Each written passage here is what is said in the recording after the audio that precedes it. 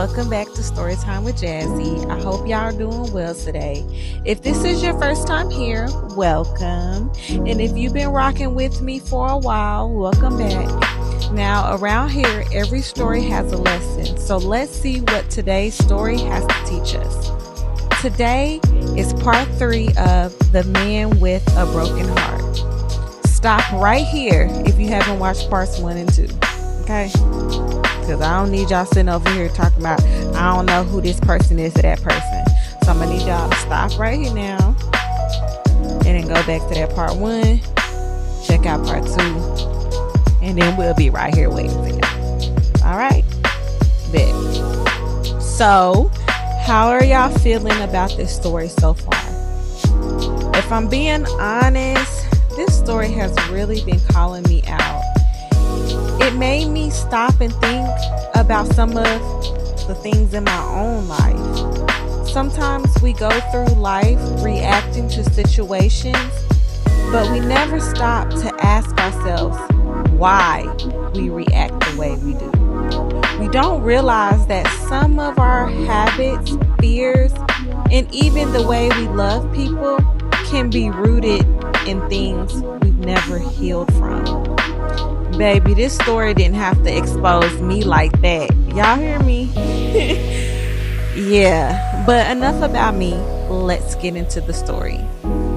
Well, when we left off, Darnell had finally started opening his heart again after everything he's been through. He was casually dating and had recently reconnected with his old friend Sandra.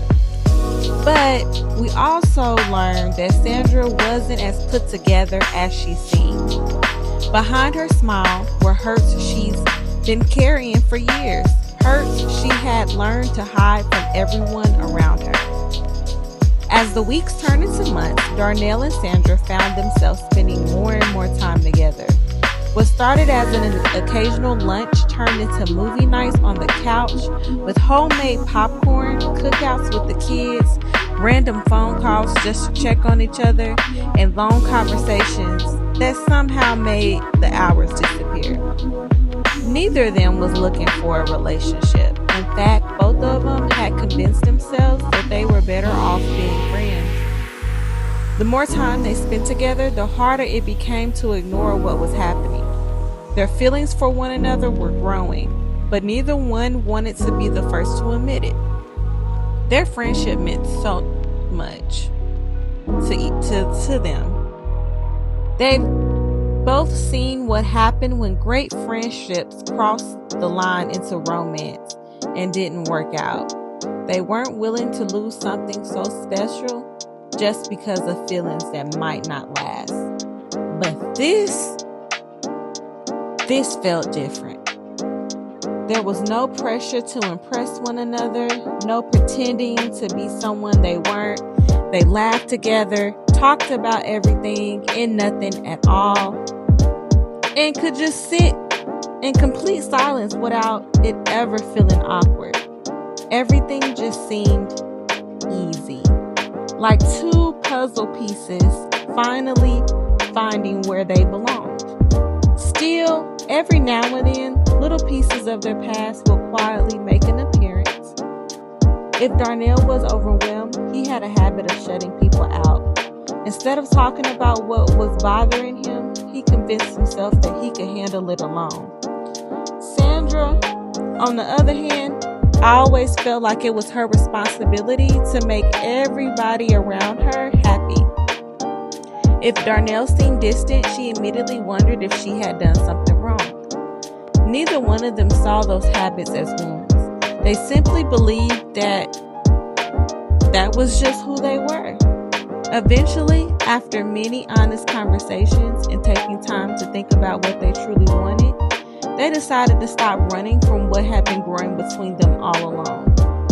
They weren't just taking a chance on a relationship, they were taking a chance on each other. Dating was everything they had hoped it would be. Of course, they had little disagreements here and there, but nothing they couldn't work through. They laughed more than they argued, enjoyed learning each other's little quirks, and found comfort in simply doing life together. A few months later, Valentine's Day arrived. Darnell had planned a romantic dinner at one of Sandra's favorite restaurants. As they enjoyed the evening, another couple in the restaurant got engaged. The entire room erupted in applause. Sandra smiled as she watched the couple celebrate, but just for a moment, her mind wandered. She couldn't help but imagine what it would feel like to one day become someone's wife. She looked over at Darnell, and at that same moment, Darnell was wondering what it would be like to spend the rest of his life with her. A few weeks later, Darnell proposed. Y'all, did y'all hear me? I don't think y'all heard me. Darnell proposed. Like, come on, y'all. We getting married. Yes. The proposal was absolutely beautiful. It looked like something straight out of a movie. Family and friends were waiting nearby, holding a giant "Will you marry me" sign. The moment Sandra realized what was happening, she completely froze. Tears filled her eyes. She couldn't believe someone loved her enough to choose her. Before Darnell could even finish asking the question, Sandra nodded her head through tears. Yes! The crowd erupted with cheers for Darnell. It felt like God finally had given him the family he always wanted. For Sandra, it felt like she had finally found a place where she truly belonged. Their wedding was everything they had dreamed of. Beautiful white decor with elegant touches of gold, family, friends, happy tears. As Sandra walked down the aisle in her long, flowing white gown, Darnell couldn't hold back his emotions. Standing at the altar, they looked into each other's eyes, both silently thinking the same thing. This is my person. What neither of them realized was that they weren't just standing at the altar as two adults deeply in love. They were also standing there as two wounded children who had never truly learned how to heal. Neither one of them realized they were quietly expecting the other person to fill the places in their heart that only God could fill. They weren't entering a marriage because they didn't love each other. They loved each other deeply, but love by itself isn't enough to heal old wounds. The first several months of marriage were everything they had imagined. They laughed often, spent time with the kids, took little weekend trips whenever they could. Even on the hard days, they still found reasons to smile. Life wasn't perfect, but it was good. As time went on, though, the responsibilities of everyday life slowly began to pile up. Work became more demanding, the children needed more of their attention, bills had to be paid, schedules became busier, date nights became fewer. Without either of them realizing it, they slowly stopped making each other a priority. Instead of asking each other, "How's your heart today?" they only asked, "Did you pay the light bill?" One evening, Sandra asked Darnell if everything was okay. He smiled and simply said, "I'm just tired." The truth was, he was overwhelmed, but asking for help had never been easy for him. Whenever life became too heavy, Darnell did what he always done. He shut people out. Sandra noticed the distance almost immediately. She tried asking questions. She tried planning date nights. She'd even tried giving him space, but the quieter Darnell became, the louder Sandra's insecurities grew. She couldn't help but to wonder if she had done something wrong. She began overthinking conversations, reading into his silence, questioning herself. Neither of them realized that they were responding to old wounds instead of the person standing in front of them. Darnell wasn't trying to push Sandra away.